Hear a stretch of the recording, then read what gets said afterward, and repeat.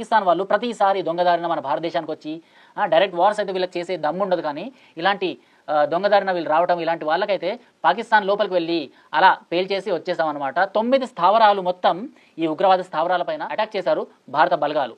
అది కూడా ఏదో యుద్ధం అనేసరికి ఇండో పాక్ మధ్యన ఏదైతే బార్డర్లో ఏదైతే యుద్ధం జరుగుతుంటుందో అలాంటి యుద్ధం వస్తుంది అనేది చాలామంది అనుకున్నారు. కానీ ఇక్కడ భారత్ సివిలియన్స్ పైన ఈ వార్ని ప్రకటించలేదు.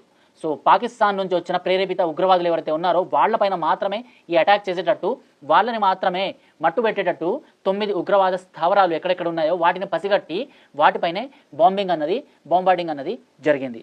సో అలాంటివి జరుగుతున్నా కూడా కొంతమంది ఎలాంటి పోస్టులు పెడుతున్నారు అంటే, గోధి మీడియా కొందరు యూట్యూబర్లు యుద్ధోన్మాదాన్ని ప్రోత్సహిస్తున్నారు, ప్రభుత్వం అన్ని నగరాల్లో మాక్ డ్రిల్ చేస్తుంది, ప్రజలు యుద్ధం వచ్చేస్తుందన్న భయంలోకి వెళ్తున్నారు, పహల్గాం దాడి వెనుక భద్రత నిఘా వైఫల్యం గురించి ప్రభుత్వం ఇప్పటిదాకా మాట్లాడలేదు అనేసి మన భారతదేశానికి సంబంధించి మన వాళ్ళే ఇలాంటి మాటలు మాట్లాడుతున్నప్పుడు ఎట్లా అనిపిస్తుంది చెప్పండి.